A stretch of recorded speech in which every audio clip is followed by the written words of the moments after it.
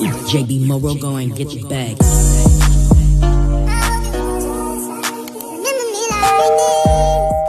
Hey y'all, welcome back to Baby Lily's channel. Y'all probably looking at the title like, girl, what's going on? Now before I tell y'all, don't forget to like, comment, subscribe before you do anything, okay? Now today episode, because this is episode 1, I will be telling y'all stories. Now if you don't follow me on TikTok, I mean, you need to hurry up and follow me. Now y'all know I'm known for, like, you know, telling story times, and I was like, instead of me telling my stories, do y'all want me to tell y'all stories? And y'all was like, yeah. So a lot of y'all been DMing me, and let's get straight into it. You know. Okay. I can't say the names because I'm gonna just keep y'all anonymous. Now, the girl hit me up and she was basically saying, she was like, hey girl, I'm watching your TikTok live right now. I just became a new fan. I am 16. I'm saying all this because you just said something about little kids texting you. But I was wondering if you could tell my story about my ex who ended up cheating on his girlfriend with me, but I was not aware. The girl ended up being my cousin and I stayed like a dummy. Oh, y'all, this is crazy. This is crazy. And we're just getting done dirty. Now he's dating a girl who used to be my associate. So y'all, let's read into this story. Okay, so I already knew him kind of pretty well because he was my boy older cousin's best friend. This is your cousin best friend. Okay. She said, best friend, I've always had a crush on him and seen him all the time. At this record, okay, because it's a lot of typos, my bad, y'all. At this record, we always went to, what? At the time, at this REC, what that is. Like, they always went to and played sports together, and like soccer and football. We weren't that close because he was older than me. So the boy that you talking to, he's older than you. Okay, boom, I get it, girl. Well, I'm at. I guess one day I went to the rec. I don't know what is the rec, but she said REC. The rec, and I had just hit puberty. So I finally had gotten his attention, or so I thought. April 1st, 2022 was when he first texted me on Instagram. It was wild because it was on April Fool's Day. Oh, girl. Okay. But I didn't think nothing of it. My slow self totally forgot he was in fact dating a girl, or there was a girl around a couple months earlier who was his friend's Isaac's sister. Okay. So he was dating his friend's sister. I'm gonna just sum it up for y'all because I'm getting a little confused reading this a little bit. So the boy that she's talking to was dating his friend Isaac's sister. Okay. Anyways, I didn't ask about her because, again, I forgot. So when he texted me, it was on some cool stuff. Like, we was just friends. Texting one day. He texted, I was over my cousin's house, and there was this cute boy, Junior. There, I ain't tell him I liked him or nothing, but I hung out with him. It says it's too long, so I'm going to just text in parts. Okay, so I'm finna skip to the story because all this seemed like a little kid texting me. Okay, next. Okay, so y'all, this is the second story. This is an emotional story for this girl. She said this is a story about how she got our words. So, please, y'all, don't say anything. So, she said, so when I was 11, it was my auntie's funeral. And we were all my family was there. And my uncle called me into a room with him. And then he said he wanted to talk to me. Then he was talking to me. Then he was like, you have grown up so much. And then he started to touch me in between my legs. And then he pushed me back and stayed and started R-wording me. After that happened, I told my dad and he told me to stop lying. Oh my goodness. What? Wow, that's crazy. Okay, so he told us. And said I probably wanted it and called me feds, but also my dad molested me when I was younger. So maybe that's why he didn't believe me. Okay, this is a little short story. Girl, I am so sorry that happened to you. Like, I just can't believe, like, bro, what? So this is the third story. This girl reached out to me and she was basically telling me like how she wanted me to tell her brother's story. So I said, okay, boom. Now she had sent me a lot of screenshots. So I guess we're going to have to go down the line. So let's start it. She said the story of my brother Makai. In September 2022, my brother Makai was faced with the decision that forever changed his life. Makai had been best friends with the girl named Cash. He had a friend with benefits with Cash friends, D. Okay, so your brother was talking to Cash and her best friend, basically. Oh, wow. Well, her friend. And the two became pregnant. Unfortunately, D experienced a stillbirth in December 2021. Okay, I don't know if you got the dates mixed up, but I'm gonna just keep going. In the spring of 2022, while I was on a school trip to Washington, D.C., I received an early morning call from my mom. She explained that 5 young men, including Cash's boyfriend, his brother, their cousin Jay, and 2 of their friends had come to our home to confront Makai about an alleged theft. So, okay. Oh, so you basically saying, she said like on September 22, she about to tell me what had happened on September 22. But she's basically telling me what had led on. So, okay, I understand that. So, I'm finna just sum it up for y'all. Her brother was talking to Cash and Cash's friend. Got both of them pregnant, I guess. But the other friend, she experienced stillbirth. Now, going on down the line, I guess Cash accused him of stealing. That's what I'm getting at. Alright, let's keep reading. So she said, my mom, who had been asleep at the time, was awakened by the commotion. Concerned for Makai's safety, she went outside and demanded that the group leave. Among them, Jay appeared to be the group leader. Despite my mom's intervention, the group continued to harass Makai in the following weeks. Jay, a childhood friend whose father had once dated our auntie, frequently attempted to intimidate Makai. Makai confided in our uncle, hoping he could speak to Jay's family to de-escalate. Oh my God, de-escalate. Oh my gosh, y'all probably like, girl, you can't read. Y'all, I'm trying to read, but it's like so many typos and y'all stuff it up. When y'all text me, can y'all make sure it's not no typos? That's all I'm asking. To de-escalate the situation. Makai even approached Jay's father directly, explained the ongoing harassment and requesting that he intervene. In September 2022, Makai had just picked up his pregnant girlfriend, Lay. So Makai got a new girlfriend, all right, from work and returned home. When they arrived, they found Cash, her boyfriend, their 2 children, her boyfriend's brother, and Jay waiting outside in 2 cars. Oh my goodness. What? Crazy. During the confrontation, Cash accused Makai of continuing a relationship with D and claimed that D had been stealing from them to provide for Makai and their child. Oh. But I thought you said D had a stillbirth. Okay. A claim that was unfounded, especially since D had lost the baby in 2021. Right. The situation escalated further when Jay began issuing threats, including death threats, towards Makai. Fearing for Lay's safety, Makai and Lay went to the house. However, Jay and the others refused to leave the house. To protect Lay and avoid further conflict, Makai left the house. The group followed him. Oh my gosh, y'all, this is getting scary. What? Makai picked up his friend R and later went to his friend AJ's house. Shortly after Makai arrived, Jay and the others also showed up. When AJ's mother came home, she insisted that everyone leave her property to avoid any altercations. Makai complied and prepared to leave, but Jay confronted him again. Dang, Jay. Telling Makai he's not going nowhere. Ooh, this time, Jay reached for a gun. Wow, can I say that word? Okay, I'm gonna say the G word.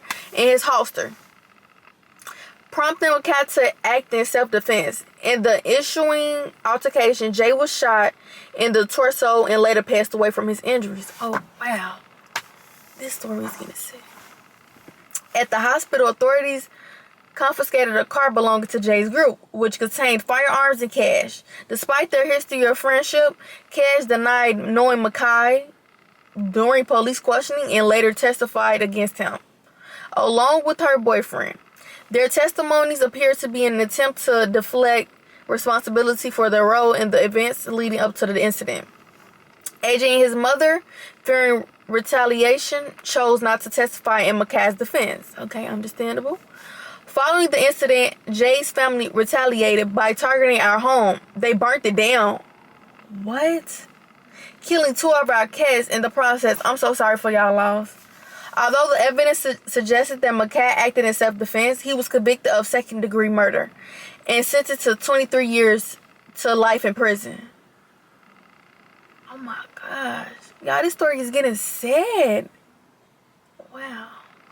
The case was marred by conflicting testimonies, uncooperative witness, and intimidation, leaving many aspects of the situation unresolved. This is just a portion of the story, as court transcripts and other details reveal a far more complex picture of what happened. Ultimately, my brother was punished for defending himself during a life-threatening situation. So she also, at the end, she said, "We are working on trying to get him home. We just need a little help with getting his story out there. I appreciate you for responding and helping me out with getting his story out there. My brother is a sweetheart, and a lot of people can testify to him being just that. His name is Makat Venable, and all this happened on Youngstown, Ohio. Girl, I'm so sorry that had happened. This story is crazy. But like I said, I got your story out there, girl, and I hope this helps out a lot. Wow, like hearing other people's story, it just got me like thinking like, oh my gosh, this is crazy. Are we on to the fourth story? I hope this video long for y'all, okay? We on to the fourth story. Now this girl named Jalea, I think that's how you, her name is spelled Jalea. My name Jalea also, girl, but it's JaliYH. Hold on, y'all, I'm sitting on my keys. But she texted me about her daughter and the passing of her daughter, which had happened in 2022. So boom, let's get straight into it. She said, "I don't know how to really start it off. She was born on January 9th, and she just turned 1 before she passed. I had let her go to her dad's house because he wasn't able to see her for her birthday, and so I just decided to let her spend time with him. This was around February 7th, the day I took her to him, and I had talked to her the next day on the 8th. Seen her and everything, and she was doing just fine. But then that night I had to be talking to her dad about her and stated she had a fever. Okay, so she was talking to the dad about her, and the dad was like, okay, cool, she got a fever and stuff. And if it didn't go away, that he would bring her in. So me thinking that was her dad, she would be fine and he would take care of her. So I just told him to let me know what the doctor say and to keep me updated. After that, they went block and didn't call or text me. Oh my goodness. So after he let you know that the baby got a fever, he blocked you and wouldn't answer your calls or nothing? It sounded suspect. I tried calling and texting him and his mother because he lived with her, but nothing had came around, and this was normal, so I just let them be because they have a bond and be with each other for a while. So, they haven't bonded and been with each other for a while. So I just thought she was okay because it was her dad. Exactly. But no, like, that's suspect because they did that. I didn't want to think that the 9 go by still nothing. So, she didn't say the time. So, she didn't want to think nothing because 9 o'clock went around and they still haven't reached out to her. And the night of the 10th, on the 9th, you talking about the dates. On the 9th, y'all, my bad. Because when y'all text me, I told y'all got to be specific on what y'all talking about. So, now it's the 9th and they still haven't reached out to her. And the night of the 10th, I just said, forget it. And I was going to get her because something didn't feel right. Just had to find a way there because he wasn't so close. And it was a snowstorm and I didn't have a car. So it became late, but around 10:30 going on 11, I got a phone call that made me sick to my stomach. My sister called asking if I talked to my baby father or his mother or anybody, and I said no, why? She began to state that the police was there and they said my daughter passed. Oh my goodness. Y'all know y'all laugh.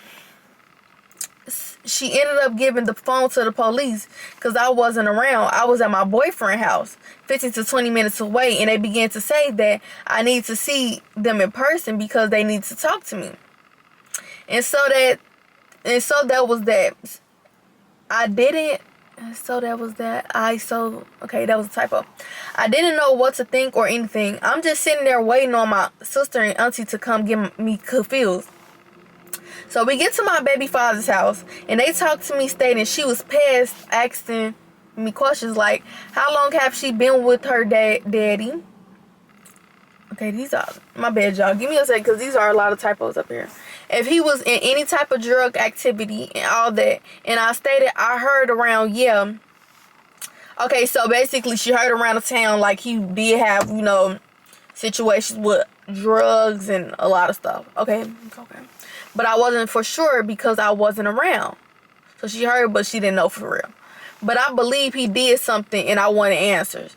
I didn't get to see my baby until 11ish. Probably going on 12. They made everybody, even me, wait outside the house. But my baby father and his girlfriend, people were able to be inside. So when I finally got to see her, I don't know, I was just a lie. I couldn't even think. I just sat with her for as long as I could, and I said my goodbyes. Carried her out, and it was the most worst feeling anybody could ever feel. It took about a week from the autopsy report, but I started to do my own digging because I believed something else. Me and my cousin went to the hospital to see if he brought her in for a fever. She never was seen. He was, but she wasn't. So he went to the hospital, but she didn't go to the hospital. And his excuse was she wouldn't stop crying, so they left, and I have receipts for everything. The autopsy report stated she passed from salmonella poisoning. Oh. From eating something they couldn't tell me what it was, and still to this day, her dad won't either. But this all happened, and I'm gonna just put the, oh my bad, y'all, my stomach. I'm gonna just put the city right here because I don't know. She passed February 10th, 2022. Now she sent me the messages. I will be putting the messages right here so y'all can see. And girl, I'm so sorry for your loss. Oh my God. That don't make no. Yeah, I'm just listening to y'all stories because it's just when you hear other people's story, it be like, dang, I can't believe people be going through worse stuff that you never know what other people going through. So it's probably gonna be the last story. And yeah, she said, I want you to tell my story on how I was R-word. So my dad had a girlfriend and she had 3 kids, and I was 5 or 6, and it was 1 boy and 2 girls, and the boy was 13, and he was always ask me to sit on his lap, and I could play on his phone. So I did because I didn't really know what it meant. And every time we would go somewhere, I had to sit on his lap, and he was doing weird things. But then this one night, he told me to come here, and what you say? And I what? Basically, she said, and I did what he said and laid down, and I did, and he put his private part in my behind. Ooh. And then this one night I had to lay next to him because it was not enough room on the bed. So I was laying in front of him, and he was being weird while I was laying in front of him. He was watching inappropriate things on his phone. So then I told my counselor, and then it became a case, and my dad filed a police report. And that is that. And it's so hard. So oh, she's 11 years old. That's why so many typos, y'all. And she said, and it's so hard. I was crying because I really didn't like it, but I was forced to do it. My name is Jamira. For the story now, I'm 11 years old. Oh my God, you was so young.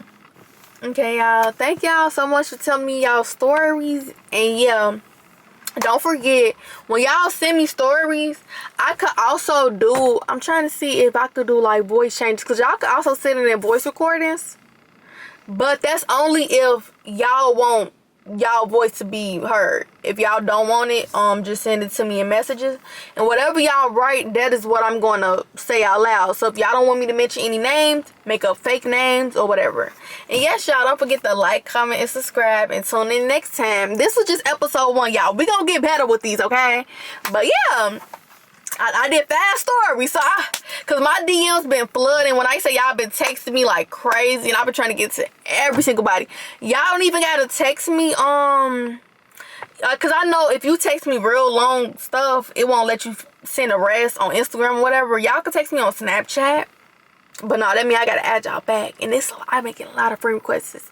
I know the adults got Facebook. I also have Facebook. Let me just show y'all, because a lot of people be like, oh my gosh, I don't have Instagram, I don't have Snapchat. You know, I know the old folks have Facebook. So this is my Facebook. It's Lily. I will show y'all right here. I hope it focus. But yeah, it's Lele. Okay, I'm finna try to flip my camera around. Give me 1 second. Okay, so this is my Facebook, Lily. I don't be on Facebook for real, but I do look at my messenger where I do post on my story from time to time. But yes, y'all, and if you trying to figure out which one it is, click on my profile picture, click on my bio. Y'all probably like, okay, Lily, what stories do you tell? I tell anybody's story. Like every story, it It could be about the sky is blue. I could tell it. But don't be making up no stories. One thing I don't like, if somebody lie about a story, because a lot of people that be telling me the stories, they be real. They be having receipts. I make sure people have receipts. If you want to show me the receipts, go ahead, show it to me. And yes, y'all, like I said, thank you so much for telling me y'all stories, and tune in next time.